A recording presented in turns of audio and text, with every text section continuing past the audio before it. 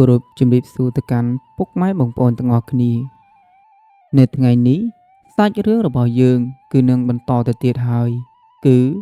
មកដល់ពេលនេះគឺជាភាគទី10ទៅហើយដោយនៅក្នុងភាគនេះគឺវាពិតជារន្ធត់ខ្លាំងមែនទែនដោយសារតែពូកែវហើយនិងពូកៃគឺពួកគាត់ទាំងពីរនាក់បានជួបជាមួយនឹងធ្មប់ស៊ីក្របីរបស់អ្នកភូមិហើយពួកគាត់នឹងមានវិធីដោះស្រាយអ្វីខ្លះសាច់រឿងគឺចាប់ផ្ដើមពីពូកែវហើយនិងពូកៃស្ថិតនៅឯខេត្តបាត់ដំបងពេលនេះពូកៃគាត់គឺមានការនឹករលឹកទៅដល់ឪពុកម្ដាយរបស់គាត់ជាខ្លាំងគឺនៅឯខេត្តព្រៃវែងនេះហើយការធ្វើដំណើរពីខេត្តបាត់ដំបងទៅខេត្តព្រៃវែងនេះគឺមិនជិតនោះទេគឺប្រហែលជា700គីឡូឯណោះអញ្ចឹងហើយទើបពូកៃគាត់មានការរេរាចិត្តបន្តិចថាតើគួរតែទៅលេងឪពុកម្ដាយនៅថ្ងៃនេះឬមួយក៏ចាប់ផ្ដើមនៅថ្ងៃណាផ្សេងក៏ព្រោះតែពេលនេះគឺគាត់មានការនឹករលឹកខ្លាំងណាស់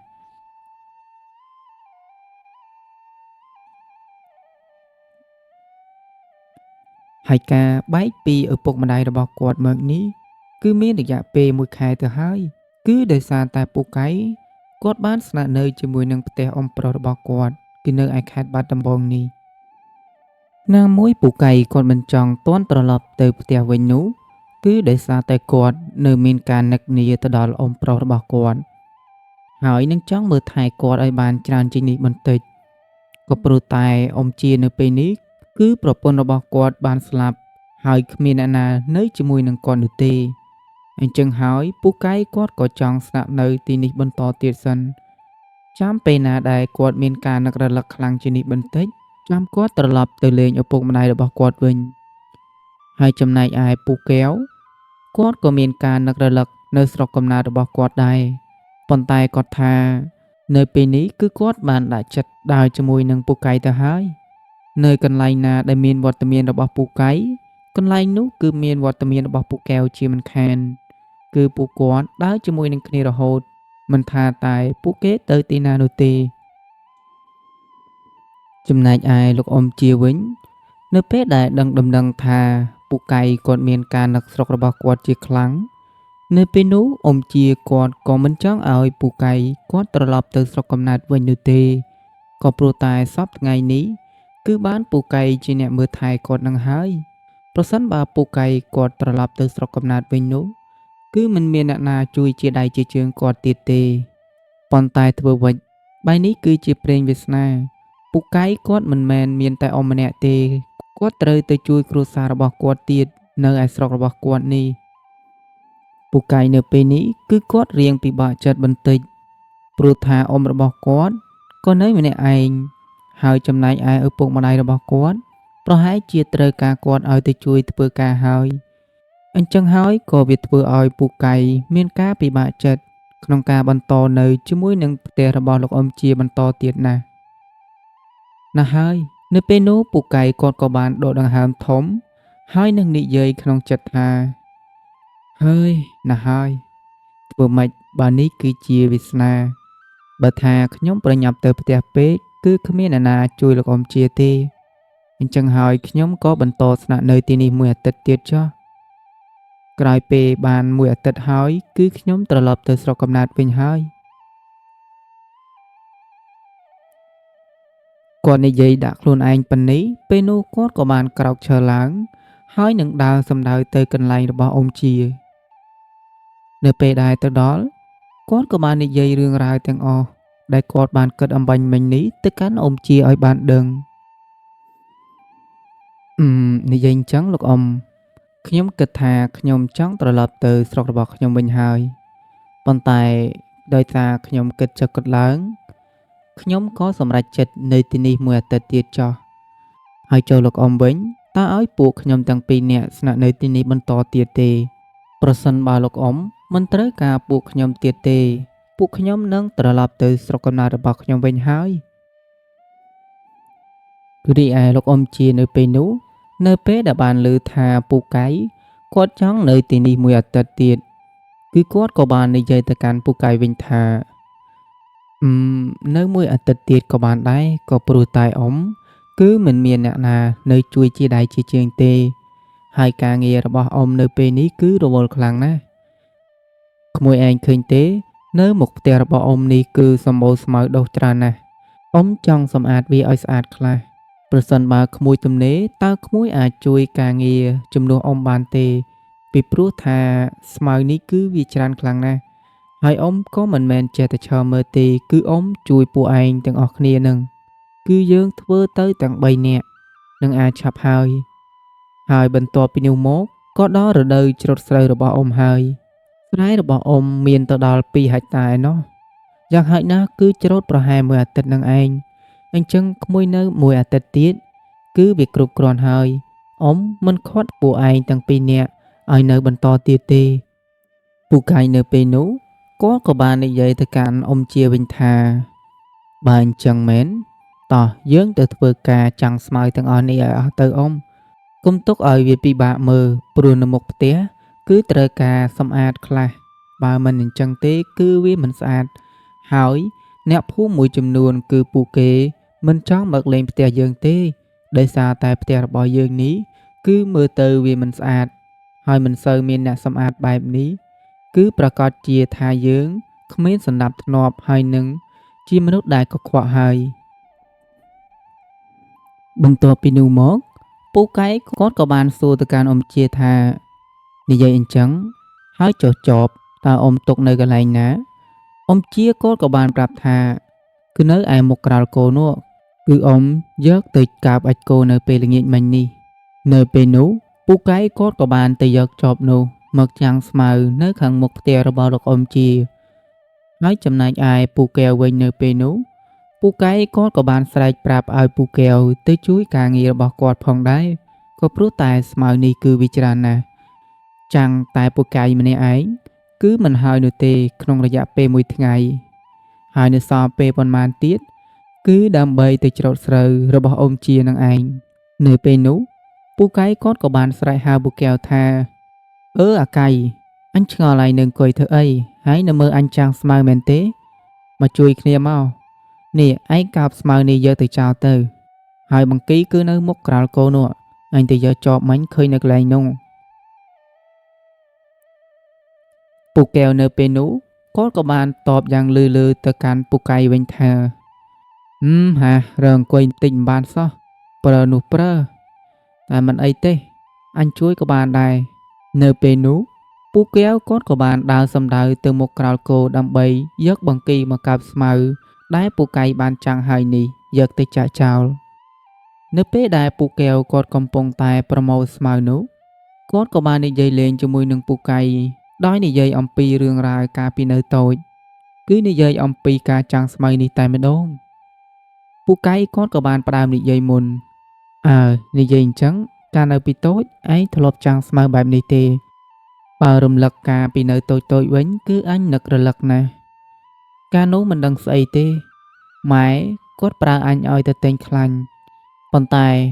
អញគឺភ្លេចភ្លាំងខ្លាំងណាស់នៅពេលដែលអញដើរតាមផ្លូវគឺអញទន្ទិញថាទិញខ្លាញ់ប៉ុន្តែនៅពេលដែលទៅដល់ផ្ទះអ្នកលក់ចាប់ហួយអញក៏បែរជាភ្លេចហើយមិនដឹងស្អីទេហើយអ្នកលក់សួរថាទិញអីអញបែរជាអត់បានឆ្លើយទៅអ្នកលក់ពេលនោះអញក៏បានបកមកផ្ទះវិញហើយនឹងនិយាយទៅកាន់ម្ដាយថាតើម៉ែប្រើឲ្យទិញអីម៉ែក៏ថាអញឆាប់ភ្លេចភ្លាំងច្រើនណាស់សមតែស៊ីមកកញ្ញតាអាកៃនេះហើយរឿងមួយទៀតដែលហួសចិត្តជាងគេនោះកាលនោះគឺអញជាមនុស្សដែលចូលចិត្តដើរស្រែតខ្លាំងមែនទែនគឺដើរស្រែតឲ្យពួកគេមើលគ្រប់គ្នាតែម្ដងនឹកដល់ពេលមួយនោះគឺអញអត់មានខោអត់មានអាវនោះទេគឺមានតែលីអូកញ្ចាស់មួយហើយម៉ែគាត់ប្រើឲ្យទៅទិញត្រកួននៅឯផ្ទះអ្នកលក់នៅពេលនោះគឺមានមនុស្សច្រើនណាស់លីអូមួយដែលអញសើកទៅនេះអ្នកដែលមកទិញអីវ៉ាន់ជាមួយនឹងគ្នានេះពួកគេនាំគ្នាសើចអញលាន់នៅពេលដែលអញហុចលុយទៅឲ្យអ្នកលក់ពេលនោះគាត់ក៏បានប្រាប់មកអញថាអាក្មួយអើយឯងដើរស្រីលីអូនឹងតើឯងមិនចេះខ្មាស់គេទេអីឯងធំហើយណាមិនមែននៅក្មេងៗទៀតទេល្មមដឹងខ្លួនហើយធ្វើចរិតមនុស្សចាស់ទុំផងព្រោះឯងមិនមែនជាក្មេងទេអាយុនេះប្រហែល4 ទៅ 5 ដណ្ដប់ហើយទៅផ្ទះវិញយកខោស្លៀកផង នៅពេលនោះក្រោយពេលដែលអញបានហុចលុយទៅឲ្យគាត់ហើយអញក៏ដើរមកផ្ទះវិញហើយនឹងនឹកគិតសម្ដីដែលអ្នកលក់នោះនិយាយមកកាន់អញថាឲ្យអញចេះគិតផងព្រោះអាយុរបស់អញគឺ14ចូលទៅជិត15ទៅហើយដូចនេះអាយុប៉ុណ្នេះគឺជាមនុស្សដែលចេះដឹងជ្រៅជ្រះទៅហើយដោយសារតែសម្ដីគាត់នេះហើយទើបធ្វើឲ្យអញមានការអៀនខ្មាសហើយនឹងឈប់ស្លីកលីអូតាំងពីពេលនោះមកពេលដែលទៅណាមកណាគឺអញមានចរិតចាស់ទុំបន្តិចហើយគឺមិនមែនដូចជាក្មេងបៀមដៃកាលពីនៅតូចទៀតទេប៉ុន្តែនៅកាលនោះក៏អញនៅមានការដើរលេងច្រើនដែរប៉ុន្តែមិនមែនដើរលេងពីលាអាវ៉ាសែនោះទេគឺអញចូលចិត្តវាយបាល់ណាស់នៅពេលល្ងាចអញចេះតែទៅដើរលេងជាមួយនឹងមិត្តភ័ក្តិហើយពួកគេតែងតែនាំគ្នាវាយបាល់ហើយបើនិយាយពីការងារវិញមិនអួតទេអាកែវអញប្រាប់ឯងការងារគឺអញធ្វើបានទាំងអស់កាលនោះគឺអញនៅក្មេងៗខ្លាំងណាស់អញលីជី50គីឡូអញលើកស្រូវ50-60គីឡូបានហើយចំណែកឯការរកម្ហូបអាហារវិញក៏អញពូកែខ្លាំងដែរនៅពេលយប់អញតែងតែដើរចាប់ត្រីអញតែងតែដើររកត្រីគឺអញមានតែសាងមួយនៅក្នុងដៃគឺដើរចាក់បានច្រើនណាស់មួយយប់អាចរកបានទៅដល់2-3គីឡូឯណោះហើយត្រីដែលអញចាក់បានគឺសម្បូរតែត្រីផ្ទក់អញចេះចិត្តដើរនៅពេលល្ងាចបើសិនបើយើងចង់បានត្រីអណ្ដែងគឺយើងត្រូវតែងើបពីម៉ោង12គឺនៅតាមរង្វះទឹកហូរគឺសម្បូរណាស់ត្រីអណ្ដែងទុនគឺវាហែលនៅតាមរង្វះទឹកហូរនឹងឯងចំពោះសាច់ត្រីអណ្ដែងនេះគឺវាផុយគេចូលចិត្តយកវាទៅក្រាក់ដោយការក្រាក់នេះគឺគេដាក់ជាមួយនឹងស្លឹកម្ជូរចេញក្រែងវាមានរសជាតិជូរតិចប៉ុន្តែគឺវាឆ្ងាញ់ខ្លាំងណាស់អ្នកភូមិអញគេចូលចិត្តក្រាក់ត្រីអណ្ដែងជាមួយនឹងស្លឹកម្ជូរចេញក្រែងនេះប៉ុន្តែឥឡូវនេះគឺមិនសូវមានវត្តមានរបស់ស្លឹកនេះទេគឺមិនសូវមានអ្នកដាំឡើយប៉ុន្តែនៅឯផ្ទះរបស់អញគឺដាំរាល់តែឆ្នាំនឹងគឺដោយសារតែអ្នកផ្ទះរបស់អញគាត់ចូលចិត្តសម្លក្រាក់ត្រីអណ្ដែងជាមួយនឹងស្លឹកម្ជូរចេញក្រែងនេះណាបងប្អូនមួយចំនួនប្រកាសជាស្គាល់ហើយស្លឹកម្ជូរចេញក្រែងតើបងប្អូនណាខ្លះបានស្គាល់ស្លឹករបស់វានិយាយអញ្ចឹងរំលឹកការដែលអញទៅរកត្រីនៅកាលពីក្មេងៗនោះគឺអញជាមនុស្សដែលខ្លាចខ្លាំងមែនតែនប៉ុន្តែមិនមែនខ្លាចដល់ថ្នាក់មិនហ៊ានធ្វើអ្វីនោះទេនៅពេលយប់អញតែងតែទៅដើរឆ្លុះត្រីម្នាក់ឯងហើយនៅពេលដែលដើរគឺអារម្មណ៍របស់អញគឺខ្លាចខ្មោចនឹងឯងពេលដែលទៅដល់ព្រៃណាមួយដែលស្ងាត់គឺអញមិនដែលចូលទៅរកត្រីនៅទីនោះទេហើយមានថ្ងៃមួយនោះអញបានទៅដើរឆ្លុះត្រីនៅឯមុខវត្តមួយដែលវត្តនោះគឺមានស្រះទឹកមួយនៅខាងឆ្វេងដែលទឹកនោះគឺថ្លាឆ្វង់យកតែម្ដងហើយរបងវត្តនោះគឺខាងក្រោមវាក្រហមធ្វើឲ្យទឹកដែលនៅក្នុងស្រះនោះវាបានលានចេញមកក្រៅនៅពេលដែលអញទៅដើររកត្រីដល់កន្លែងនោះភ្លើងចង្គៀងម៉ាំងសុងរបស់អញគឺបានពន្លឺចូលទៅកន្លែងក្លុកទឹកដែលវាលានចេញមកក្រៅនោះស្រាប់តែពេលនោះអញបានឃើញត្រីរស់មួយក្បាលហែលមកកន្លែងនោះដែលត្រីរស់នោះគឺវាចេញមកពីវត្តនោះតែម្ដងគ្រាន់តែអញឃើញបែបនេះស្នូលចាក់ដែលនៅដៃរបស់អញក៏បានយាមួយទំហឹងចាក់ទៅលើវាប៉ុន្តែអ្វីដែលធ្វើឲ្យអញព្រឺក្បាលនោះវាគឺមិនមែនត្រីរស់នោះទេបែរទៅជាឃើញគល់ឈើប៉ប៉ាន់ផ្លូវទៅវិញហើយអញខំប្រឹងដកស្នូលនាំតែចេញគឺហត់ខ្លាំងណាស់គឺស្នូលនេះលិចជ្រៅខ្លាំងណាស់នៅពេលនោះគប់ជួនអញនៅម្នាក់ឯងផងហើយជួបរឿងអភូតហេតុបែបនេះអញគិតថានេះប្រកាសជាខ្មោចលងជាមិនខានវាមិនដែលភ្នែករបស់អញគឺឃើញច្បាស់ណាស់គឺត្រីទូកបានហែមកទីនេះពិតមែនហើយវាបានផើឡើងទៀតអញចាក់ទៅមានអីណាទៅបានគល់ឈើទៅវិញគ្រាន់តែអញគិតបែបនេះខ្នងរបស់អញក៏ចាប់ផ្ដើមព្រឺហើយមិនមានអ្នកណានៅក្បែរនេះទេគឺអញដើរឆ្លោះតែម្នាក់ឯងនោះទេដែលឃើញហេតុការណ៍បែបនេះមិនស្រួលពេលនោះអញក៏បានដើរត្រឡប់មកផ្ទះវិញទាំងដែលអញមិនទាន់បានត្រីមួយនោះទេនៅពេលដែលទៅដល់ផ្ទះម៉ែរបស់អញគាត់សួរថាហេតុអីថ្ងៃនឹងមិនបានត្រីអញនៅពេលនោះក៏បានប្រាប់ទៅគាត់ថា នៅពេលដែលខ្ញុំឆ្លុះទៅដល់វត្តដែលយើងឧស្សាហ៍ទៅនោះគឺខ្ញុំបានឃើញត្រីរ៉ស់មួយក្បាលខ្ញុំក៏បានយាស្នូលរបស់ខ្ញុំចាក់ទៅវាប៉ុន្តែខ្ញុំបែរជាចាក់ត្រូវគល់ឈើទៅវិញហើយចំណែកឯត្រីនោះគឺមិនឃើញទៀតទេគឺវាប្រៀបបានជាត្រីរ៉ស់ប្រែទៅជាគល់ឈើយ៉ាងអញ្ចឹងតើនេះគឺជាអ្វីទៅអ្នកម៉ែនៅពេលនោះម្ដាយរបស់អញគាត់ក៏បានតបមកអញវិញថាអើឯងទៅឆ្លុះក្នុងវត្តនោះឯងមិនដឹងទេអីវត្តហ្នឹងគឺសម្បូរខ្មោចនៅណាព្រោះតែអ្នកភូមិរបស់យើងឲ្យតែមានមនុស្សស្លាប់គឺពួកគាត់តែងតែយកធាតុយកទៅបញ្ចុះនៅឯវត្តនោះហើយនៅពេលយប់គឺមិនសូវមានមនុស្សដើរទៅក្បែរវត្តនោះទេហើយបើនិយាយពីឆ្កែវិញផ្ទះអ្នកភូមិដែលនៅក្បែរវត្តនោះឲ្យតែពេលយប់ឡើងគឺតែងតែលូឯងក៏ដឹងដែរយប់ម៉ែប្រាប់ហើយថាកុំឲ្យទៅរកត្រីនៅក្បែរវត្តនោះពេកព្រោះវាមានខ្មោចលងឯងដឹងទេអ្នកខ្លះត្រូវខ្មោចលងរហូតដល់វង្វេងស្មារតីនិយាយអ្វីក៏មិនដឹងដែរហើយចំណែកឯអ្នកខ្លះទៀតលងទៅដល់ឆ្កួតក៏មានដែរប៉ុន្តែការលងរបស់ខ្មោចនៅវត្តនេះគឺមិនមែនឲ្យឃើញស្រស់ឬក៏ពិតនោះទេគឺគេតែងតែក្រឡាខ្លួនជាសត្វសាហាវធំឬមួយក៏អ្វីផ្សេងដែលចម្លែកធ្វើឲ្យយើងឃើញហើយមានការភ័យហើយនឹងដឹងភ្លាមថានេះគឺជាខ្មោចដូច្នេះបើទៅឆ្លងលើកក្រោយទៀតកុំទៅវត្តដឹងឲ្យសោះព្រោះតែគឺសម្បូរខ្មោចលងណាស់នៅពេលនោះគ្រាន់តែអញបានឮថានៅវត្តនោះសម្បូរខ្មោចលងអញក៏នឹកក្នុងចិត្តថាត្រីរ៉ស់ដែលអញបានចាក់នេះវាគឺជាខ្មោចលងហើយអញពេលនោះក៏បាននិយាយទៅកាន់ម្ដាយរបស់អញវិញថាហ៊ីម៉ែនិយាយមើលទៅគួរឲ្យខ្លាចណាស់ខ្ញុំលែងទៅទីនោះទៀតហើយម៉ែក្រោយពេលបាននិយាយប៉ុណ្នេះអញក៏ដឹងថានៅវត្តនោះក៏សម្បូរទៅដោយខ្មោចលងហើយចំណែកឯចេតិយនៅវត្តនោះគឺច្រើនខ្លាំងមែនទែនមិនមានវត្តណាដែលមានចេតិយច្រើនដូចវត្តនេះទេដោយសារតែអ្នកភូមិពួកគាត់តែងតែយកធាតុរបស់គ្រួសាររបស់គាត់មកទុកនៅឯវត្តនេះ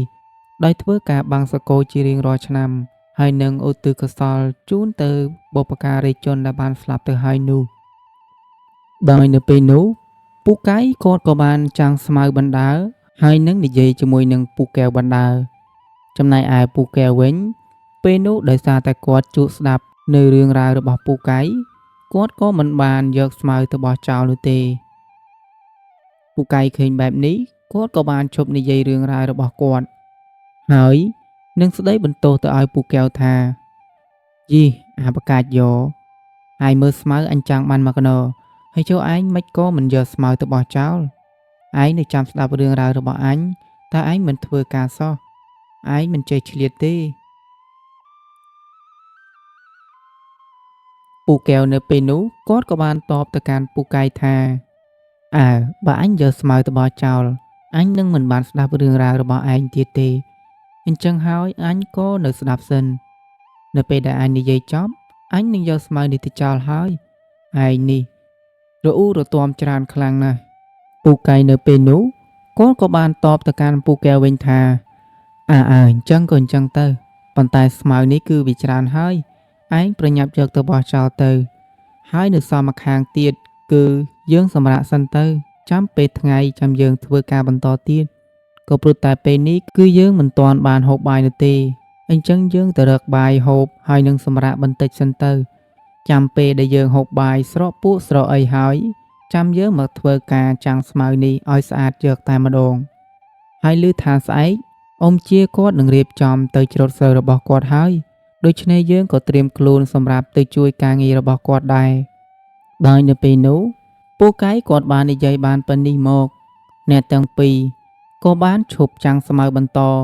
ហើយចំណែកឯពូកែវគាត់ក៏បានឈប់យកស្មៅទៅបោះចោលបន្តហើយក៏នាំគ្នាស្រែកហៅទៅកាន់អ៊ំជាថាតើអ៊ំជាគាត់ដាំស្លហើយឬនៅ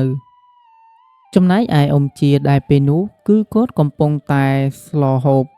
គាត់ក៏បានស្រែកប្រាប់ទៅកាន់អ្នកទាំងពីរថាចាំបន្តិចទៅក្មួយទាំងពីរបន្តិចទៀតគឺអ៊ំនឹងស្លឆ្អិនហើយដោយថ្ងៃនេះពួកក្មួយទាំងពីរចង់ដឹងថាអ៊ំស្លអ្វីទេសាកទាយទៅមើល ពេលនោះពូកែវគាត់ក៏បាននិយាយទៅកាន់អ៊ំជាវិញថាអូខ្ញុំដឹងហើយដោយសារតែថ្ងៃមិញនេះឃើញអ៊ំយួរត្រីមកពីណាក៏មិនដឹងទេខ្ញុំថាអ៊ំប្រកាសជាស្ងោរត្រីជាមិនខានដោយសារតែមិនឃើញអ៊ំយួរបន្លែសោះអ៊ំជានៅពេលនោះគាត់ក៏បានសើចតិចៗហើយនឹងនិយាយទៅកាន់ពូកែវវិញថា ក្មួយកែវពិតជាឆ្លាតមែនគឺនៅថ្ងៃនេះអ៊ំស្ងោរត្រីឲ្យពួកឯងទាំងពីរនាក់ហូបហើយនឹងហត់ទឹកដើម្បីឲ្យមានកម្លាំងខ្លះនៅពេលនោះពូកែវគាត់ក៏បាននិយាយជាមួយនឹងពូកែវបន្តថាអញនិយាយរឿងត្រីមិនទាន់ផុតមាត់ផងស្រាប់តែថ្ងៃនេះ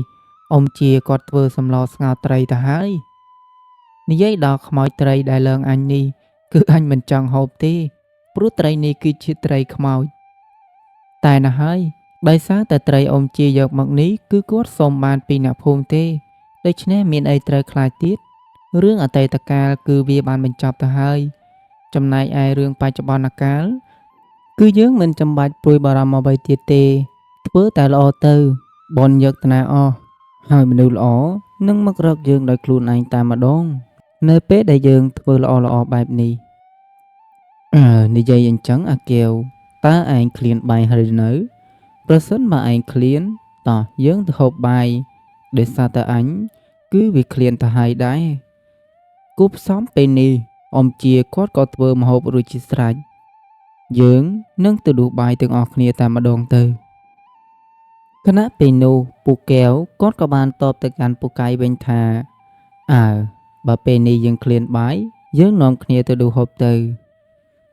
នៅពេលនោះពួកគេក៏នាំគ្នាហូបបាយនៅពេលថ្ងៃទាំងអស់គ្នាតែម្ដងពូកែវនៅពេលនោះគាត់ក៏បានលាន់មាត់ថាសម្លស្ងោរត្រីរបស់លោកអ៊ំគឺមានឲ្យជារសឆ្ងាញ់ខ្លាំងមែនទែនញ៉ាំហើយគេចង់ញ៉ាំទៀតតែម្ដងខ្ញុំមិនចង់ទៅណាពីលោកអ៊ំទេប៉ុន្តែស្ដាយនៅពេលមួយអាទិត្យទៀតពួកខ្ញុំនឹងត្រូវចាកចេញពីផ្ទះលោកអ៊ំហើយអ៊ំជានៅពេលនោះគាត់ក៏បានតបទៅកាន់ពូកែវវិញថាអើយណាស់ហើយក្មួយអើយនេះគឺជាវាសនារបស់យើងធ្វើម៉េចបើយើងតម្រូវឲ្យជួបគ្នាបានតែប៉ុណ្ណឹងប៉ុន្តែពេលណាដែលក្មួយទំនេរច្រើនចូលក្មួយមកលេងអ៊ំម្ដងទៀតផងពីព្រោះថាអ៊ំគឺនៅឯកាតែម្នាក់ឯងទេពេលដែលក្មួយទៅអ៊ំគ្មានអ្នកណានៅជាមួយទៀតទេគឺមានតែអ្នកភូមិនឹងឯងគឺអ៊ំទៅលេងតែមួយផ្លែតទេក្រោយពេលដែលទៅលេងហើយអ៊ំនឹងមកផ្ទះវិញហើយនឹងគ្មានអ្នកណាមកលេងជាមួយនឹងអ៊ំទេបានក្មួយទាំងពីរនៅពេលនេះគឺអ៊ំពិតជាសប្បាយចិត្តណាស់ប៉ុន្តែមួយអាទិត្យទៀតអ៊ំនឹងដូចដើមវិញហើយណែនិយាយអញ្ចឹងនៅពេលថ្ងៃពេលដែលអ៊ំហូបបាយហើយនេះអ៊ំសម្រាប់បន្តិចល្មមពេលដែលស្រួលពោះស្រួលអីហើយអ៊ំនឹងត្រូវទៅមើលកូនរបស់អាអឿននៅឯក្រោយផ្ទះរបស់យើងនេះគឺល្បីថាជំងឺចាស់របស់វាគឺរើឡើងវិញហើយពូកែវនៅពេលនោះគាត់ក៏បានតបទៅកាន់អ៊ំជាថាជំងឺចាស់រើឡើងវិញតើជាជំងឺអ្វីទៅលោកអ៊ំនៅពេលនោះអ៊ំជាគាត់ក៏បានប្រាប់ទៅពូកែវថាជំងឺចាស់របស់កូនអាវឿននេះគឺវាកើតជំងឺឆ្កួតជ្រូកជំងឺនេះគឺគ្មានអាណាគេមើលជានោះទេនៅពេលដែលវាដើរសុកវាក៏ស្រាប់តែប្រកាច់យើតែម្ដង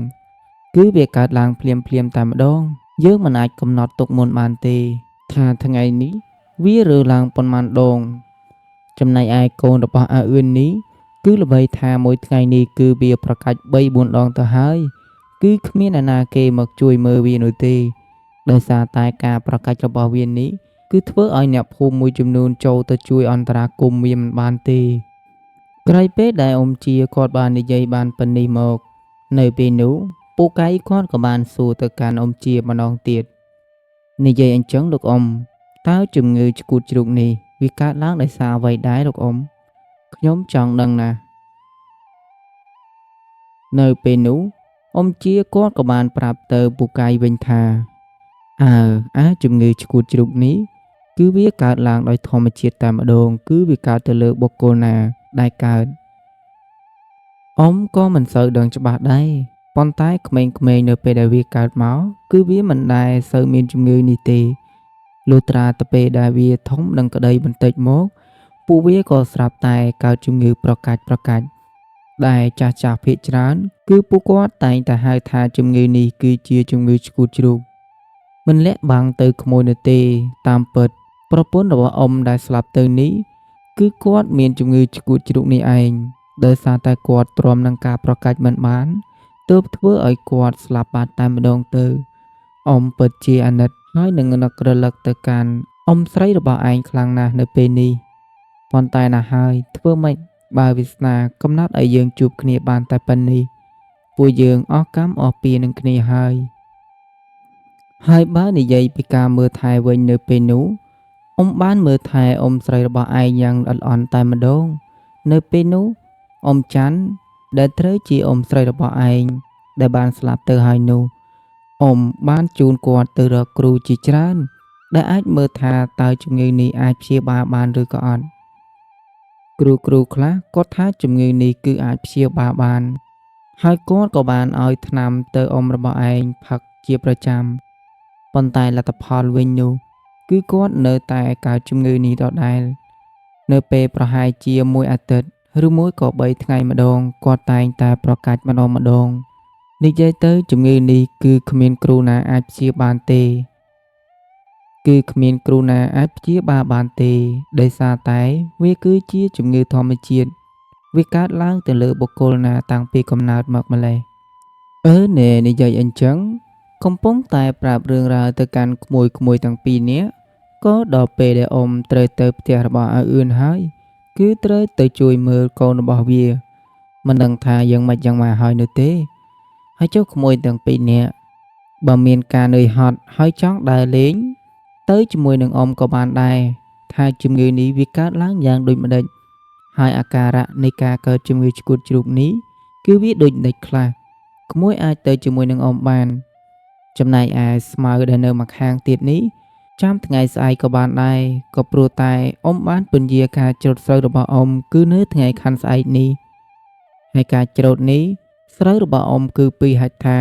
អាចប្រហែលជា3-4ថ្ងៃគឺហើយទៅហើយដូច្នេះគឺវាមិនប៉ះពាល់ទៅដល់ការធ្វើដំណើរត្រឡប់ទៅស្រុកកំណើតរបស់ក្មួយទាំងពីរនោះទេចំណែកឯអ្នកទាំងពីរនៅពេលនោះពួកគាត់ក៏មានការចង់ដើរលេងផងដែរដូច្នេះហើយ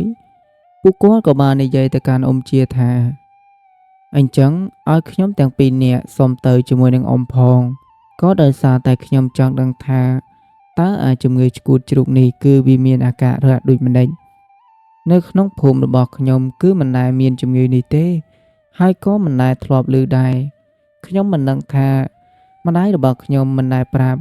ឬមួយក៏ភូមិរបស់ខ្ញុំគ្មានទាល់តែសោះប៉ុន្តែបើតាមលោកអ៊ំនិយាយខ្ញុំមិនជឿទេអ្នកណាក៏ស្គាល់ដែរថាជំងឺឆ្កួតជ្រូកនេះគឺវាកើតឡើងនៅក្នុងប្រទេសកម្ពុជាយើងតែម្ដងហើយខ្ញុំក៏ជឿជាក់ថានៅក្នុងភូមិរបស់ខ្ញុំនេះ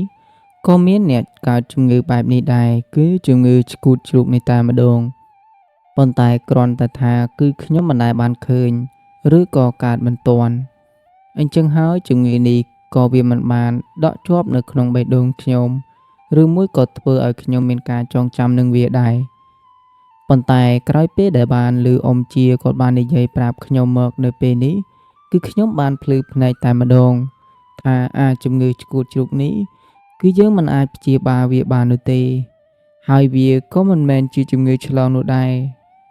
ប៉ុន្តែបើឮចាស់គាត់និយាយគាត់ថាអ្នកណាដែលកើតជំងឺឆ្កួតជ្រូកនេះហើយពេលដែលកូនរបស់ពួកគេកើតមកគឺនឹងមានជំងឺឆ្កួតជ្រូកនេះគឺថានេះគឺជាការបន្តត្រកូលរបស់ពួកគេនេះគឺវាហាក់បីដូចជាអាបស្នងត្រកូលអញ្ចឹងនៅពេលដែលវាចង់ស្នងត្រកូលគ្រាន់តែវាស្ដោះទឹកមាត់ទៅគឺវានឹងស្នងត្រកូលយកតែម្ដងប៉ុន្តែជំងឺនេះគឺមិនដឹងថាវាឆ្លងមកពីណានោះទេគឺនៅពេលកើតមកគឺមានជំងឺនេះតែម្ដងមិនដឹងថាតើវាឆ្លងមកពីសែនរបស់ឪពុកម្ដាយឬមួយក៏យ៉ាងណានោះទេក្រោយពេលដែលអ៊ំជាគាត់បាននិយាយប្រាប់ទៅពូកែហើយនិងពូកែវរួចមកនៅពេលនោះពួកគេក៏មិនចង់និយាយអ្វីទៀតដែរពីព្រោះថាការសួរនាំបែបនេះ គឺវាធ្វើឲ្យពួកគេទាំង3នាក់បង្អាក់ដំណើរដើរយឺតគឺមិនងាយទៅដល់ផ្ទះរបស់អ៊ំអឿននោះទេចំណែកឯផ្ទះរបស់អ៊ំអឿននេះគឺផ្ទះរបស់គាត់នៅឆ្ងាយពីផ្ទះរបស់អ៊ំជាបន្តិចគ្រាន់តែថាគឺនៅខាងក្រៅផ្ទះប៉ុន្តែបើគិតជាចម្ងាយគឺអាចរហូតទៅដល់ជិត3គីឡូជាងឯណោះដើរមហត់ទើបទៅដល់ផ្ទះរបស់អ៊ំអឿននោះខណៈដែលពួកគាត់ទាំង3នាក់កំពុងធ្វើដំណើរទៅផ្ទះរបស់អ៊ំអឿននោះអ៊ំជាដែលកំពុងតែដើរនាំមុខពួកគេទាំងពីរនាក់គាត់ក៏បានងាកមកក្រោយសម្លឹងទៅឃើញពូកែកំពុងតែដើរមកតាមគាត់នៅពេលនោះគាត់ក៏បង្អង់ដំណើរហើយនឹងដើរទន្ទឹមពូកែនិងនិយាយប្រាប់រឿងអតីតកាលទៅកាន់ពូកែខ្លះគាត់ក៏ផ្ដើមថានិយាយអញ្ចឹងក្មួយកែនៅពេលដែលអ៊ំឃើញដំណើររបស់ឯងនេះគឺអ៊ំតែងតែនឹកទៅដល់អាខ្លាឪរបស់ឯងខ្លាំងណាស់ហើយពេលនេះមិនដឹងថាសុខទុក្ខរបស់វាគឺយ៉ាងម៉េចហើយនោះទេមានថ្ងៃមួយនោះគឺមេឃភ្លៀងខ្លាំងណាស់នៅពេលដែលរាំងគឺអ៊ំបានដាស់វាឲ្យទៅរកកង្កែបជាមួយនឹងគ្នាក៏ព្រោះតែអ៊ំគឺមិនសូវហ៊ានដើរម្នាក់ឯងនៅពេលយប់ទេបើថាខ្លាចខ្មោចក៏អ៊ំខ្លាចដែរប៉ុន្តែអ្វីដែលអ៊ំខ្លាចជាងនេះបន្ថែមទៀតនោះគឺដោយសារតែភូមិយើងគឺសម្បូរទៅដោយមនុស្សដែលមិនសូវគ្រប់ទឹកហើយពួកគេនៅពេលដែលឃើញមនុស្សពួកគេតែងតែធ្វើអ្វីចម្លែកអញ្ចឹងហើយទើបអ៊ំតែងតែដាស់អាខ្លាឲ្យវាទៅឆ្លោះកង្កែបជាមួយនឹងអ៊ំពីព្រោះថាភ្លៀងមួយមេធំគឺច្រើនតែមានកង្កែបឡើងយំនៅកណ្ដាលស្រែឬមួយក៏នៅឯព្រៃនឹងតែម្ដងនៅពេលនោះអាខ្លាគឺវាមិនចង់ទៅជាមួយនឹងអ៊ំនោះទេក៏ព្រោះតែយើងដឹងហើយថាបន្ទាប់ពីមេឃដែលរាំងទៅហើយនោះគឺអាកាសធាតុគឺពិតជាត្រជាក់ខ្លាំងណាស់នៅពេលនោះគឺធ្វើឲ្យមនុស្សមួយចំនួនគឺបានគេងលក់ស្កប់ស្កល់ហើយនឹងគេងលក់ស្រួលដោយសារតែអាកាសធាតុក្រោយពេលរាំងនេះគឺវាធ្វើឲ្យមនុស្សចង់ដេកបន្តគឺមិនចង់ក្រោកនោះទេហើយចំណែកឯអ៊ំវិញដោយសារតែអ៊ំគឺជាកូនច្បងអ៊ំតែងតែត្រូវទៅរកអាហារដើម្បីមកចិញ្ចឹមគ្រួសារអាខ្លានៅពេលនោះ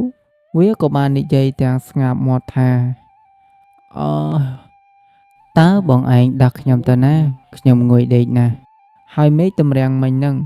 ខ្ញុំខ្លាចផ្គរខ្លាចរន្ទះណាស់ចាំបន្តិចទៀតទៅអ៊ំនៅពេលនោះគឺមិនអោយវាដេកនោះទេក៏ព្រោះតែថាបើដេកយូរគឺយើងឆ្លោះមិនទាន់អ្នកភូមិមួយចំនួនដែលជាអ្នករកកង្កែបដែរទេអញ្ចឹងហើយយើងត្រូវតែទៅរកកង្កែបឲ្យទាន់ពួកគេដោយឃើញថានៅពេលនោះអ៊ំដាស់ឪរបស់ឯងយូរពេកទើបធ្វើឲ្យវាឡើងទាំងប្រញាប់ប្រញាល់ដើម្បីទៅរកកង្កែបជាមួយនឹងអ៊ំនៅពេលដែលពួកយើងទាំងពីរនាក់ដើរទៅដល់ព្រៃមួយនៅពេលនោះអ៊ំគឺបានឃើញកង្កែបមួយធំណាស់ហើយភ្នែករបស់វាគឺឡើងលឿងតែម្ដងនៅពេលដែលយើងឆ្លុះចង្កៀងទៅចំវាដោយឃើញកង្កែបធំបែបនេះអ៊ំគឺមានការសប្បាយចិត្តខ្លាំងណាស់ក៏ព្រោះតែគិតថាថ្ងៃនេះគឺយើងបានម្ហូបឆ្ងាញ់ហើយស្លម្ជូរគ្រឿងកង្កែបជាមួយនឹងត្រកួនគឺពិតជាមានរសជាតិឆ្ងាញ់ខ្លាំងណាស់អ៊ំសប្បាយចិត្តណាស់ក៏បានរត់ទៅចាប់កង្កែបនោះប៉ុន្តែអ្វីដែលធ្វើឲ្យអ៊ំនឹកស្មានមិនដល់អ៊ំក៏បែរទៅជាចាប់ចំអាចក្របីទៅវិញនឹកឡើងក្តៅចិត្តយកតែម្ដងពេលនោះក្រោយពេលដែលអ៊ំបានចាប់អាចក្របីនោះមកអ៊ំក៏បានយកដៃចេញហើយនឹងទៅលាងទឹកចោលនៅពេលនោះអ៊ំក៏គិតថាយីមិញនេះគឺអញឃើញកង្កែបច្បាស់ណាស់ប៉ុន្តែនៅពេលដែលលោកចាប់ហេតុអ្វីក៏ជាទៅចាប់អាចក្របីទៅវិញអញពិតជាឆ្ងល់ខ្លាំងណាស់អាខ្លាឯងជួយគិតមើលតើនេះគឺជាអ្វីហើយឯងឃើញដែរឬទេកង្កែបមិញនេះអាខ្លានៅពេលនោះវាក៏បានតបមកកាន់អ៊ំថាហ្នឹងហើយខ្ញុំក៏ឃើញដែរកង្កែបមិញមិនក៏ទៅចាប់អាចក្របីវិញកង្កែបមានមិនចាប់មិនក៏ទៅចាប់អាចខ្ញុំឆ្ងល់បងឯងណាស់ហើយកង្កែបនោះវារត់បាត់ហើយមែនទេពេលនោះអ៊ំក៏បានតបទៅកាន់អាខ្លាវិញថាជីអានេះ នៅក្នុងព្រៃនេះប្រកាសជាមានខ្មោចលងជាមិនខានទេពីព្រោះមិញនេះអញលោកចាប់កង្កែបច្បាស់ណាស់ហេតុអ្វីក៏ទៅជាចំអាចក្របីទៅវិញទេមិនកើតទេយើងត្រូវតែរត់ចេញពីទីនេះហើយក៏ព្រោះតែឮថានៅកន្លែងនេះគឺសាហាវខ្លាំងណាស់មិនបានទេតោះអាខ្លាយើងទៅរកកន្លែងផ្សេងឬមួយក៏យើងទៅផ្ទះតែម្ដងទៅក៏ព្រោះតែពេលនេះគឺយប់ជ្រៅទៅហើយអ្នកភូមិដែលមកឆ្លោះជាមួយនឹងយើងនេះពួកគេក៏ចូលផ្ទះហើយដែរអញ្ចឹងយើងមិនចាំបាច់ឆ្លោះទៀតទេហើយចំណែកឯវិញក៏បានទៅដេកបន្តដែរប៉ុន្តែព្រឹកឡើងម៉ោងប្រហែលជា3ឯងត្រូវតែមកឆ្លោះជាមួយនឹងអញម្ដងទៀតនិយាយរួចប៉ុណ្នេះអាខ្លាឪរបស់ឯងក៏បានតបមកកាន់អ៊ំវិញថាហើយនឹងស្អីទេបងឯងនេះមនុស្សដេកលក់ស្រួលម៉ោង3បងឯងដាស់ឲ្យទៅរកកង្កែបទៀតខ្ញុំគ្មានកម្លាំងទេបើបងចង់ទៅរកបងទៅរកទៅខ្លួនឯងទៅចំណែកឯខ្ញុំរវល់ដេកហើយនៅពេលនោះអ៊ំក៏បានតបទៅកាន់អាខ្លាវិញថាឈប់និយាយទៅចឹងប្រឹងដើរឲ្យទៅដល់ផ្ទះទៅពីព្រោះថាមិញនេះគឺយើងបានឃើញអ្វីចម្លែកស្រួលមិនស្រួលអាចនឹងនៅពីក្រោយខ្នងឯងក៏ថាបានដែរអាខ្លាតោះកុំនិយាយច្រើនហើយក៏មិនចាំបាច់ងាកកាយអ្វីដែរយើងធ្វើដំណើរទៅមុខឲ្យត្រង់ទៅមានសំឡេងអ្វីនៅពីក្រោយក៏មិនចាំបាច់ងាកដែរនៅពេលនោះអ៊ំហើយនឹងអាខ្លាក៏បានដើរទៅដល់ផ្ទះវិញដោយសុវត្ថិភាពអ៊ំជាមួយនឹងអាខ្លាក៏បានរត់រះគេងដើម្បីងើបពីម៉ោង3ទៅឆ្លោះកង្កែបទៀតលុះនៅវេលាម៉ោង3ដែលត្រូវភ្ញាក់ទៅរកកង្កែបនោះអ៊ំក៏បានដាក់អាខ្លាបន្តទៀតគឺអ៊ំមិនឲ្យវាដេកបាននោះទេក៏ព្រោះថាកង្កែបនៅម៉ោង3គឺជាកង្កែបគូយកតែម្ដងគឺវាចេញមកពាក់គ្នានិយាយដល់ប៉ុណ្នេះបងប្អូនប្រកាសជានិយាយថាខ្ញុំឆ្លើយហើយប៉ុន្តែពាក្យសត្វខ្ញុំក៏មិនដឹងថាតើត្រូវនិយាយអ្វីទេចំពោះសត្វកង្កែបគឺខ្ញុំនិយាយថាពាក់គ្នាតែម្ដងទៅដូច្នេះសូមពុកម៉ែបងប្អូនកុំប្រកែកប្រកាន់អីឥឡូវនេះយើងងាកមកនិយាយអំពីអ៊ំជាជាមួយនឹងឪពុករបស់ពូកែវិញនៅពេលនោះអ៊ំក៏បានដាស់ឪពុករបស់ឯងឲ្យភ្ញាក់ឡើងដើម្បីទៅរកកង្កែបជាមួយគ្នាហើយឪរបស់ឯងនៅពេលនោះដោយសារតែអ៊ំគឺបានដាស់ឪរបស់ឯងពេកទើបធ្វើឲ្យឪរបស់ឯងបានភ្ញាក់ទាំងមិនទាន់អស់ងងុយបែបនេះហើយពួកយើងទាំងពីរនាក់ក៏នាំគ្នាទៅរកកង្កែបនៅពេលដែលទៅដល់វាលស្រែភ្លាមឃើញថាអ៊ំហើយនឹងឪរបស់ឯងគឺរកកង្កែបបានច្រើនណាស់ហើយសុទ្ធតែកង្កែបដែលពាក់គ្នាតែម្ដងគឺឃើញមួយគូនឹងតែម្ដងក្រោយពេលដែលបានច្រើនហើយពួកយើងក៏នាំគ្នាត្រឡប់មកផ្ទះវិញលុះនៅពេលព្រឹកឡើងនៅពេលនោះអ៊ំក៏បានយកកង្កែបនោះទៅធ្វើប៉ុន្តែកង្កែបមួយចំនួនវាក៏បានប្រែទៅជាគល់ឈើទៅវិញអ៊ំឆ្ងល់ណាស់នេះប្រកាសជាមានខ្មោចលងហើយប៉ុន្តែសំណាងដែលអ៊ំមិនបានខ្លាចរវល់តែនិយាយគ្នាទៅនៅពេលនេះគឺយើងដើរទៅដល់ផ្ទះអាអឿនហើយផ្ទះរបស់វាគឺនៅខាងមុខនោះមួយកែវក្មួយឯងទៅស្រែកហៅអ្នកផ្ទះទៅដើម្បីឲ្យពួកគេចេញមកទទួលយើងក៏ព្រោះថានៅក្នុងផ្ទះរបស់អាអឿននេះគឺសម្បូរឆ្កែណាស់ហើយឆ្កែនេះគឺកាចយកតែម្ដងយើងមិនអាចចូលដោយមិនអាចហៅម្ចាស់ផ្ទះបានទេប្រសិនបើចូលដោយគ្មានម្ចាស់ផ្ទះជាអ្នកនាំផ្លូវនោះឆ្កែរបស់អាអឿនប្រកាសជាខំជាមិនខាននៅពេលនោះពូកែគាត់ក៏បានទៅស្រែកហៅម្ចាស់ផ្ទះដែលនៅខាងមុខរបស់គាត់នោះឲ្យមកជួយនាំផ្លូវអ្នកទាំង3ធ្វើដំណើរចូលទៅក្នុងផ្ទះដើម្បីមើលជំងឺរបស់អ្នកដែលឈឺនៅក្នុងផ្ទះនេះបន្តិចភ្លាមនោះស្រាប់តែអ៊ំអឿនគាត់ក៏បានដើរមកហើយនឹងសម្លឹងមកកាន់អ្នកទាំង3ហាក់ដូចជាមិនព្រិចភ្នែកសោះក្រោយពេលដែលគាត់ដើរមកដល់អ្នកទាំង3នាក់គាត់មិនបាននិយាយទៅកាន់ពូកែវហើយនិងពូកែទេអ្វីដែលគាត់សង្កត់ធ្ងន់ហើយនឹងចង់និយាយរកនោះគឺជាអ៊ំជានេះឯងពេលនោះគាត់ក៏បាននិយាយទៅកាន់អ៊ំជាថា អូលោកបងជាតានេះតើបងឯងមកផ្ទះខ្ញុំគឺដើម្បីមើលជំងឺរបស់កូនខ្ញុំមែនទេកូនខ្ញុំនៅពេលនេះគឺវាបានធូរហើយជំងឺចាស់របស់វាគឺវាបានបាត់ទៅវិញហើយខ្ញុំអរគុណខ្លាំងណាស់លោកបងប៉ុន្តែលោកបងចូលមកលេងផ្ទះខ្ញុំសិនទៅចាំខ្ញុំដេញឆ្កែឲ្យកុំឲ្យវាប្រុសដាក់អ្នកទាំងអស់គ្នាហើយក្មួយៗទាំងពីរនាក់នេះក៏ទៅជាមួយនឹងអ៊ំដែរតោះឥឡូវចូលទៅចាំខ្ញុំแนะនាំផ្លូវអ្នកទាំង3ទៅនៅពេលនោះអ៊ំជាគាត់ក៏បានតបទៅកាន់អ៊ំអឿនវិញថាអូនឹងហើយយើងចូលទៅក៏បានដែរអញ្ចឹងគឺខ្ញុំខានមកលេងផ្ទះលោកប្អូនយូរហើយនេះមើលទៅមានអីស្អាតដែរតើផ្ទះលោកប្អូនគឺសម្អាតបានស្អាតណាស់ស្មៅនៅខាងមុខផ្ទះសំបីតែមួយតងក៏គ្មានដែរចំណែកឯផ្ទះខ្ញុំវិញគឺស្មៅច្រើនខ្លាំងណាស់ហើយនេះក៏ដោយសារតែខ្ញុំគ្មានអ្នកណាគេជួយសម្អាតតែក៏អរគុណទៅដល់ក្មួយទាំងពីរនៅពេលនេះគឺពួកក្មួយទាំងពីរនេះបានជួយខ្ញុំដើម្បីចាងស្មៅនេះហើយថ្ងៃស្អែកទើបពួកខ្ញុំចាងបន្តទៀតតាមពិតទៅថ្ងៃនេះគឺត្រូវក្មួយរបស់ខ្ញុំទាំងពីរនាក់នេះ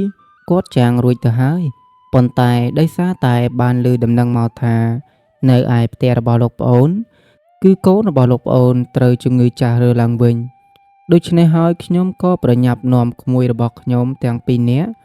មកលេងកូនរបស់លោកប្អូនតែម្ដងទៅមិនដឹងថាតើជំងឺកូនរបស់លោកប្អូននេះយ៉ាងម៉េចយ៉ាងម៉ាហើយទេហើយណាមួយអាក្មួយរបស់ខ្ញុំទាំងពីរនាក់នេះគឺពួកវាមិនសូវបានជាស្គាល់ថាជំងឺដែលកូនរបស់លោកប្អូនកើតនេះវាមានអាការៈយ៉ាងដូចម្ដេចនោះទេដូច្នេះហើយខ្ញុំក៏នាំក្មួយទាំងពីររបស់ខ្ញុំនេះមកមើលតែម្ដងទៅហើយណាមួយក្មួយទាំងពីរនាក់របស់ខ្ញុំនេះគឺវាទៅស្រុកកំណើតរបស់ពួកវាវិញនៅរយៈពេលមួយអាទិត្យទៀតនេះហើយគឺល្មមនឹងខ្ញុំច្រូតស្រូវរបស់ខ្ញុំហើយ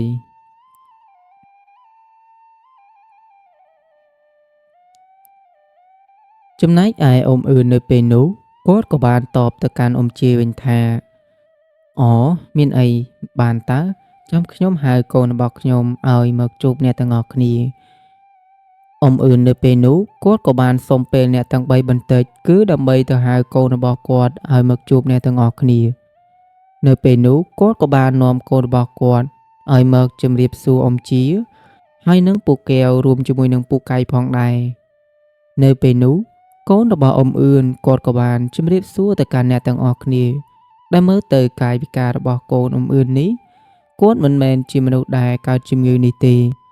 ប៉ុន្តែយើងក៏ដឹងស្រាប់ហើយជំងឺនេះគឺវាកើតឡើងតែម្ដងម្កាលនោះទេប្រសិនបើកើតជំងឺនេះភ្លាមគឺយើងនឹងលែងដឹងអីហើយប្រកាច់យក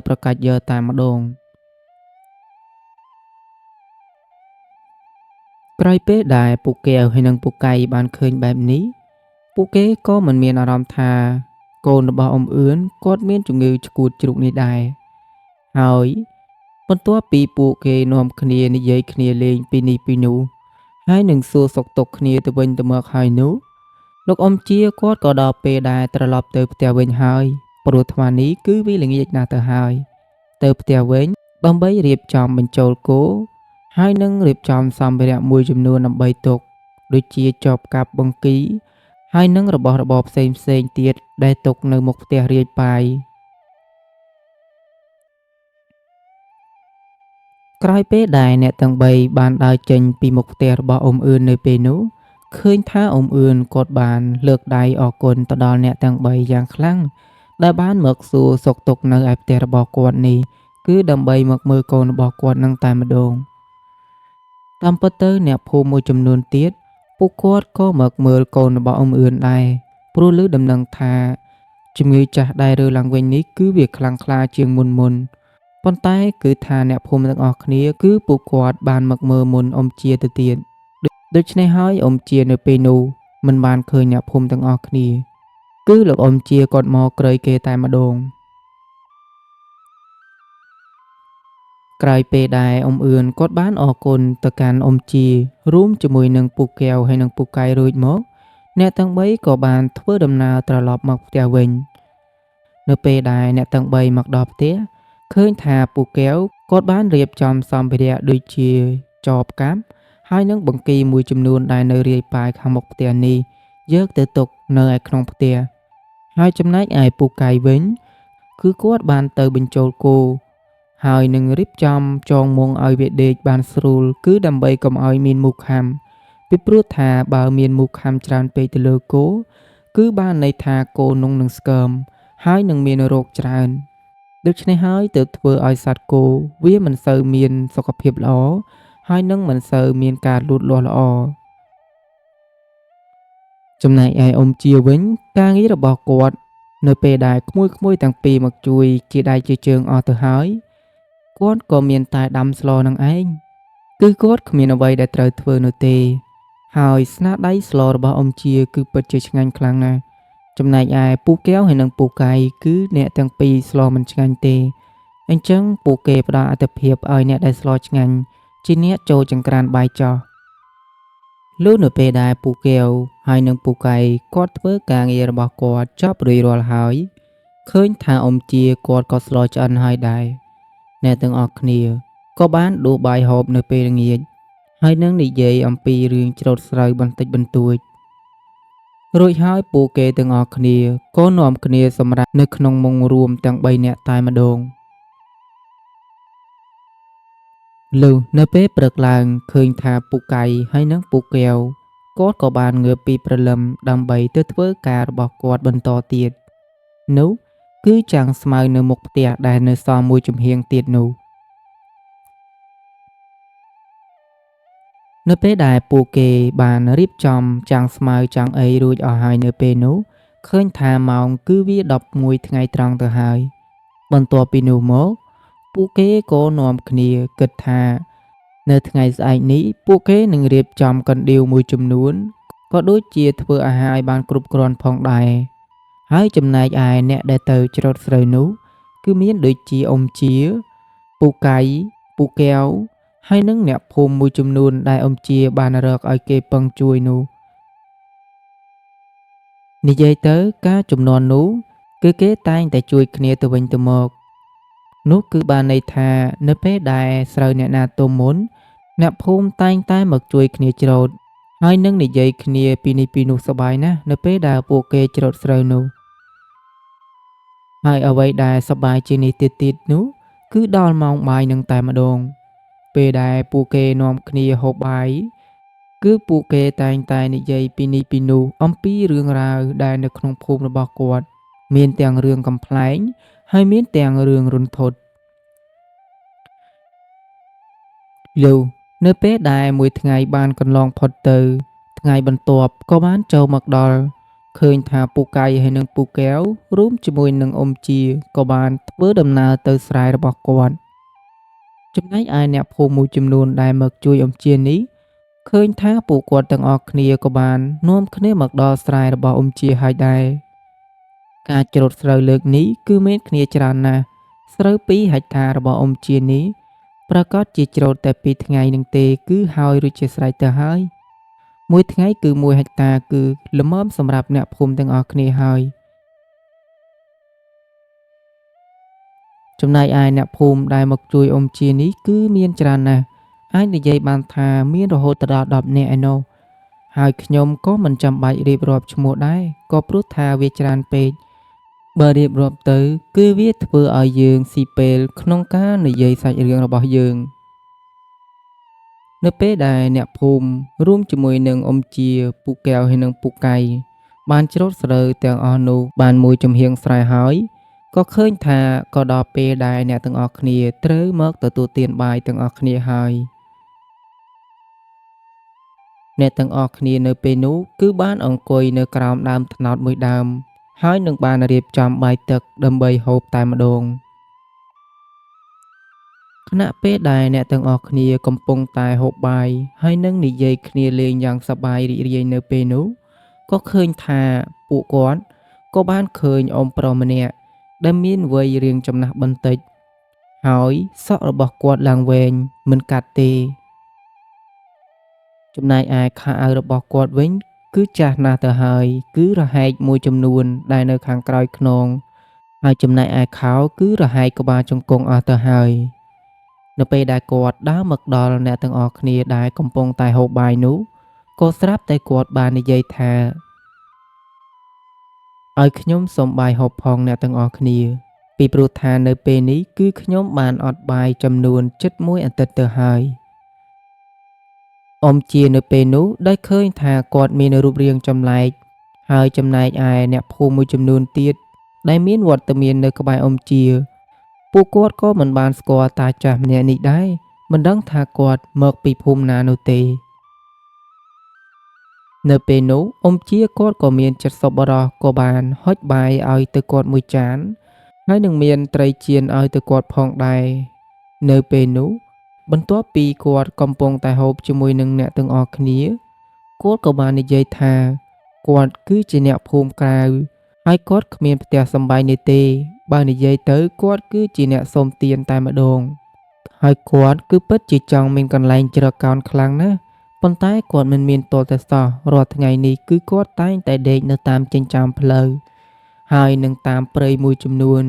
ដែលកន្លែងណាដែលមានសុវត្ថិភាពគឺគាត់តែងតែដេកនៅកន្លែងនោះបន្ទាប់ពីគាត់បាននិយាយបែបនេះមកគាត់ក៏បាននិយាយថានៅក្នុងភូមិនេះឲ្យគាត់សុំនៅជាមួយផងដោយឃើញថាគាត់គួរឲ្យអាណិតបែបនេះអ៊ំជាគាត់ក៏បាននិយាយជាមួយអ្នកភូមិថាបើអ្នកណាទំនេរសូមឲ្យគាត់ស្នាក់នៅផងក៏ព្រោះតែមើលទៅគាត់គឺកំសត់ខ្លាំងណាស់យើងជួយគាត់ដើម្បីធ្វើបុណ្យខ្លះទៅចំណែកឯអ្នកភូមិទាំងអស់គ្នាគឺពួកគាត់មិនហ៊ានឲ្យគាត់ស្នាក់នៅជាមួយទេអ៊ំជានៅពេលនោះបន្ទាប់ពីគាត់បានគិតចុះគិតឡើងហើយគាត់ក៏បាននិយាយថានេះអញ្ចឹងលោកបងប្រសិនបើលោកបងគ្មានកន្លែងទៅនៅទេចូលទៅនៅផ្ទះរបស់ខ្ញុំទៅហើយជួយធ្វើការខ្ញុំបន្តិចបន្តួចគឺបានរួចជាស្រេចទៅហើយខ្ញុំមិនប្រើលោកបងឲ្យធ្ងន់ធ្ងរពេកទេគ្រាន់តែធ្វើការបន្តិចបន្តួចទៅបានហើយពីព្រោះខ្ញុំដឹងថាលោកបងគឺជាមនុស្សចាស់ណាស់ទៅហើយធ្វើការងារធ្ងន់គឺមិនបានទេ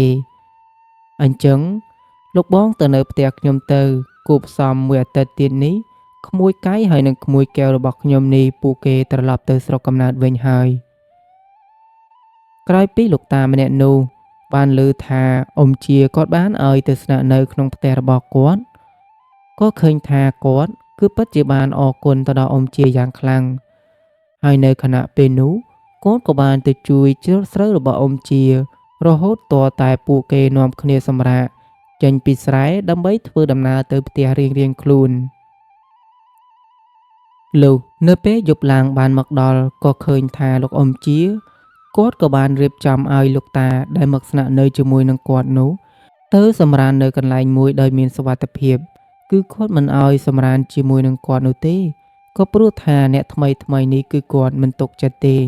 លុះត្រាតែបាន1អាទិត្យឬក៏2អាទិត្យទើបគាត់អាចស្គាល់ចិត្តអ្នកដែលមកនៅជាមួយនឹងគាត់បានច្បាស់ហើយចំណែកឯលោកតាម្នាក់នោះវិញគាត់ក៏មិនថាអ្វីដែរនៅពេលដែលអ៊ំជាគាត់មិនបានឲ្យគាត់សម្រានជាមួយនឹងគាត់នោះចំណែកឯពូកៃហើយនិងពូកែវវិញគឺពួកគាត់សម្រានជាមួយនឹងអ៊ំជាធម្មតាទេលុះនៅពេលដែលយប់អាធ្រាត្របានមកដល់ក៏ឃើញថាអ្នកទាំងអស់គ្នាបានដេកលក់បាត់ស្មារតីអស់ទៅហើយគឺបើទោះបីជាមានអ្នកណាស្រែករៀងឮបន្តិចក៏អ្នកទាំងអស់គ្នាមិនឮដែរហើយចំណែកឯពូកែវដែលកំពុងតែដេកនោះគាត់ក៏មានការស្រមុកដែរគឺគាត់ដេកស្រមុកខ្លាំងណាស់មិនដឹងថាតើទម្លាប់អាក្រក់របស់គាត់នេះពេលណាទើបឈប់ស្រមុកនោះទេតាំងពីពេលដែលពូកៃបានស្នាក់នៅជាមួយនឹងពូកែវនេះគឺឲ្យតែពេលយប់នៅពេលដែលដេកគឺពូកែវតែងតែស្រមុកដាក់ពូកៃរហូតហើយពូកែវនេះមិនមែនជាមនុស្សធាត់អីប៉ុន្មានទេបើឮចាស់និយាយគេថាមនុស្សធាត់គឺតែងតែដេកស្រមុកប៉ុន្តែចំណែកឯពូកែវវិញគឺគាត់មិនមែនជាមនុស្សធាត់អីប៉ុន្មានទេតែឆ្ងល់ត្រង់ថាគាត់ចេះស្រមុកនឹងតែម្ដងគឺធ្វើឲ្យពូកែគាត់ធុញខ្លាំងណាស់លុះនៅពេលដែលបន្តិចភ្លាមមកយើងងាកមកមើលតាចាម្នាក់ដែលបានមកស្នាក់នៅផ្ទះរបស់អ៊ំជានេះ គឺវេលាម៉ោង12ទៅហើយគឺគាត់មិនទាន់បានដេកនោះទេមិនដឹងថាតើគាត់នៅធ្វើអ្វី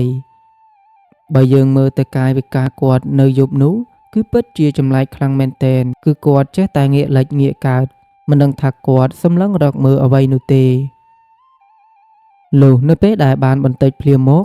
ក៏ស្រាប់តែគាត់បានដើរចេញពីផ្ទះរបស់អ៊ុំជាតែម្ដងគឺធ្វើដំណើរទៅទីណាក៏មិនដឹងដែរគឺនៅយប់អាធ្រាត្រនឹងតែម្ដងនៅពេលដែលគាត់បានចេញពីផ្ទះរបស់អ៊ុំជានេះគឺគ្មានអ្នកណាបានដឹងថាគាត់ចេញនោះទេលុះនៅពេលដែលបានបន្តិចភ្លាមមកក៏ឃើញថាលោកតាចាស់ម្នាក់នោះក៏បានប្រែក្លាយទៅជាធ្មប់តាចាស់ម្នាក់ដែលមានសក់កន្ទ្រីងកន្ទ្រើងហើយនឹងមើលទៅមុខគឺគួរឲ្យខ្លាចខ្លាំងមែនទែនភ្នែករបស់គាត់គឺក្រហមច្រាលហើយមានអារម្មណ៍ថាគាត់គឺពិតជាចង់ស៊ីសាច់សត្វស្រស់ៗយកតែម្ដងបន្ទាប់ពីគាត់បានក្លាយទៅជាធ្មប់បែបនេះមកក៏ឃើញថាគាត់ក៏បានដើរសំដៅទៅដើររកមើលក្រៅគោរបស់អ្នកណាដែលមានសត្វក្របីស៊ីគឺថ្ងៃនេះគាត់ចង់ស៊ីសាច់សត្វក្របីខ្លាំងមែនទែននៅពេលភ្លាមនោះគាត់ក៏បានដើរទៅដល់ផ្ទះរបស់ពូសុកដែលជាអ្នកចិញ្ចឹមក្របីជាច្រើនដែលមានរហូតទៅដល់10ក្បាលឯណោះហើយក្របីរបស់គាត់ដែលកំពុងតែឲ្យវាដេកនៅក្នុងភក់នោះតាចាស់ម្នាក់នោះដែលជាធ្មប់ក៏បានឃើញក្របីនោះដេកនៅពេលនោះគាត់ក៏បានទៅដឹកវាឲ្យឡើងពីលើភក់ហើយគាត់ក៏បានធ្វើការចាប់ហើយស៊ីសត្វក្របីនោះតែម្ដងគឺគួរឲ្យញញើតខ្លាំងណាស់គឺគាត់មិនបានស៊ីសាច់សត្វក្របីនេះទេគឺគាត់វះយកតែគ្រឿងក្នុងដើម្បីស៊ីតែប៉ុណ្ណោះចំណែកឯសត្វក្របីនោះវិញនៅមុនពេលដែលវាបានងាប់ទៅនោះគឺវាបានស្រែកយ៉ាងខ្លាំងបានធ្វើឲ្យពូសុកគាត់បានភ្ញាក់ពីដំណេកហើយក៏មានអារម្មណ៍ថាសត្វក្របីរបស់គាត់ស្រែកដោយមានអារម្មណ៍បែបនេះគាត់ក៏បានឡើងទៅមើលសត្វក្របីរបស់គាត់នៅពេលដែលទៅដល់កន្លែងដែលក្របីដេកនោះក៏ឃើញថាគាត់ក៏បានឃើញជាមួយនឹងធ្មប់នោះកំពុងតែអោនស៊ីពោះវៀនរបស់សត្វក្របីរបស់គាត់នៅពេលដែលឃើញបែបនេះគាត់ក៏បានរត់ចេញពីទីនោះហើយទៅប្រាប់ប្រពន្ធរបស់គាត់ឲ្យប្រយ័ត្នខ្លួនបន្តិចហើយគាត់ក៏បានឆ្ពោះទៅកាន់ផ្ទះរបស់អ៊ុំជាតែម្ដងគឺគាត់រួចយ៉ាងលឿនគេចពីធ្មប់តាចាស់នោះហើយគោលបំណងដែលគាត់ទៅផ្ទះរបស់អ៊ុំជានេះគឺដើម្បីឲ្យលោកអ៊ុំជាពូកៃហើយនិងពូកែវគាត់ជួយដោះស្រាយអំពីរឿងនេះនៅពេលដែលទៅដល់ផ្ទះរបស់លោកអ៊ុំជាទាំងកណ្ដាលអាធ្រាត្រហើយនោះក៏ឃើញថាពូសុកគាត់បានស្រែកហៅពូកៃពូកែវហើយនិងលោកអ៊ុំជាយ៉ាងខ្លាំងរហូតទាល់តែអ្នកទាំង3បានភ្ញាក់ពីដំណេកនៅពេលនោះក៏ឃើញថាលោកអ៊ុំជាគាត់បានបើកទ្វារមើលតើអ្នកណាគេមកស្រែកបែបនេះនៅពេលដែលគាត់បានបើកទ្វារហើយក៏ឃើញថាគាត់បានឃើញពូសុកកំពុងតែស្រែកហៅគាត់ដោយមិនបាត់មាត់តតែសោះអ៊ុំជានៅពេលនោះគាត់ក៏បានស្រែកហៅពូកៃហើយនិងពូកែវឲ្យចុះទៅក្រោមតាមគាត់ក៏ព្រោះតែថ្មនេះគឺយប់កណ្ដាលអាធ្រាត្រមិនអាចដើរទៅតែម្នាក់ឯងបានទេក៏ព្រោះតែខ្លាចពូសុកនេះគឺជាសត្វអ្វីផ្សេងបន្លំខ្លួនទោះយ៉ាងដូចជាពពួកព្រៃខ្លាអីជាដើមនៅពេលនោះពូសុកគាត់ក៏បានប្រាប់រឿងរ៉ាវថានៅឯផ្ទះរបស់គាត់គឺមានធ្មប់មួយកំពុងតែស៊ីក្របីរបស់គាត់អ៊ុំជាគាត់ក៏ឆ្ងល់តែម្ដងថាតើធ្មប់នោះគឺជាអ្នកណានៅក្នុងភូមិយើងនេះគឺមិនដែលមានទេសង្ស័យតែជាមនុស្សចម្លែកមកពីក្រៅភូមិហើយនៅពេលដែលអ៊ុំជានិយាយបានប៉ុណ្នេះក៏ស្រាប់តែពូកៃគាត់បាននិយាយឡើងថានិយាយអញ្ចឹងអ៊ំតើតាចាស់ម្នាក់ដែលអ៊ំឲ្យស្នាក់នៅជាមួយនេះគាត់កំពុងតែសម្រានឬមួយក៏គាត់ចេញទៅណាបាត់ហើយមិនដឹងមិនកើតទេអ៊ំត្រូវតែទៅមើលតាចាស់ម្នាក់នោះហើយស្រួលមិនស្រួលគាត់អាចនឹងជាធ្មប់ក៏ថាបាននៅពេលនោះលោកអ៊ំជាគាត់ក៏បានដើរយ៉ាងលឿនសំដៅទៅកន្លែងដេករបស់តាចាស់ម្នាក់នោះនៅពេលដែលទៅដល់ក៏ឃើញថាអ៊ំជាគាត់មិនបានឃើញតាចាស់ម្នាក់នោះទេគាត់ក៏បានមកប្រាប់ដំណឹងនេះទៅកាន់ពូកៃវិញបន្ទាប់ពីពូកៃគាត់បានឃើញបែបនេះមកគាត់ក៏សន្និដ្ឋានតែម្ដងថាតាចាស់ម្នាក់នេះគាត់គឺជាធ្មប់ ដែលបន្លំខ្លួនចូលមកក្នុងភូមិរបស់យើងដើម្បីស៊ីសាច់សត្វអ្នកស្រុកតែប៉ុណ្ណោះដូច្នេះហើយយើងត្រូវតែកម្ចាត់គាត់ឲ្យបានបើមិនដូច្នោះទេធ្មប់តាចាស់ម្នាក់នោះនឹងស៊ីសត្វគោសត្វក្របីរបស់ពួកយើងអស់ជាមិនខានដោយលើបែបនេះមកលោកអ៊ំជាពូកាយហើយនិងពូកែវក៏បានយកកាំភ្លើងរបស់គាត់ហើយនឹងរបស់អាគមមួយចំនួនទៅតាមខ្លួនផងដែរនៅពេលនោះពូសុកគាត់ក៏បាននាំផ្លូវអ្នកទាំង3ទៅដល់ផ្ទះរបស់គាត់ហើយនឹងដើរសំដៅទៅកន្លែងដែលធ្មប់កំពុងតែស៊ីក្របីនេះនៅពេលដែលទៅដល់ក៏ឃើញថាធ្មប់នោះគឺមិនទាន់ទៅណាទេបើមើលទៅកាយវិការរបស់វាគឺពិតជាក្លៀនពោះវៀនពោះតាំងក្របីនេះខ្លាំងណាស់នៅពេលនោះគ្រាន់តែពូកែគាត់បានឃើញភ្លាមគាត់ក៏បានទាញកាំភ្លើងរបស់គាត់បាញ់3-4គ្រាប់យកតែម្ដងស្នូរកាំភ្លើងនៅពេលនោះប្រកាសជាលឺទៅដល់អ្នកភូមិគ្រប់គ្នាហើយពួកគេនឹងភ្ញាក់មកមើលលាន់ហើយបន្ទាប់ពីគ្រាប់កាំភ្លើងបាញ់ទៅលើធ្មប់នោះហើយក៏ឃើញថាធ្មប់នោះគឺវាហាក់ដូចជាមិនឈឺទាល់តែសោះពេលនោះ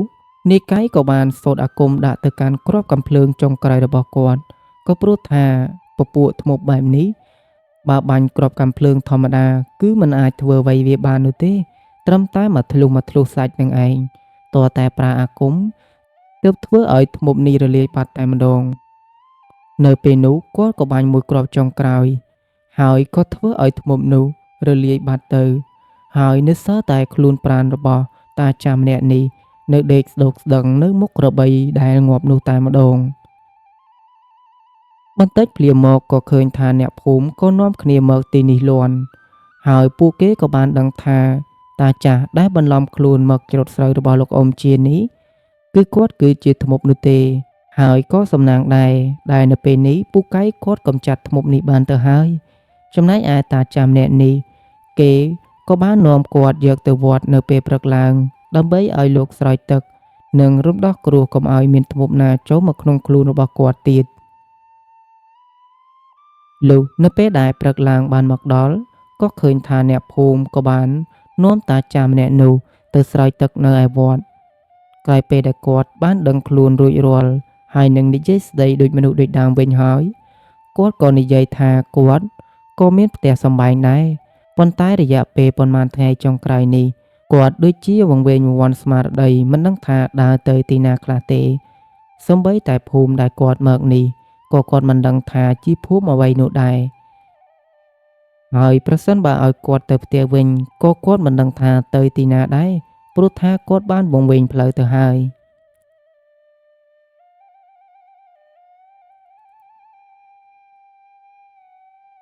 នៅពេលនោះពូកៃហើយនិងពូកែវគាត់ក៏បាននិយាយលួងលោមទៅកាន់តាចាស់ម្នាក់នោះថាបើលោកតាចាស់រកផ្ទះមិនឃើញទេចាំឲ្យពួកគេទាំងពីរនាក់ជូនដើររកផ្ទះក៏បានដែរប៉ុន្តែពេលនេះត្រូវឲ្យគាត់សម្រាកសិនហើយសុខភាពរបស់គាត់ស្រួលបួលហើយអ្នកទាំងពីរនឹងនាំគាត់ដើររកផ្ទះវិញនៅពេលដែលនិយាយបានប៉ុណ្នេះមកក៏ឃើញថាអ្នកភូមិក៏នាំគ្នាអរគុណទៅកាន់ពូកៃដែលបានកម្ចាត់ធ្មប់ស៊ីក្របីរបស់ពូសុកនេះហើយនៅពេលនោះពួកគេក៏នាំគ្នាទៅធ្វើការធម្មតាវិញចំណែកឯស្រូវរបស់លោកអ៊ំជានៅពេលនោះក៏ឃើញថាអ្នកភូមិក៏នាំគ្នាទៅច្រូតបន្តហើយសាច់រឿងរបស់យើងក៏បានមកដល់ទីបញ្ចប់ខ្ញុំបាទក៏សូមអភ័យទោសចំពោះកំហុសឆ្គងមួយណាដែលបានកើតឡើងនៅក្នុងវីដេអូមួយនេះ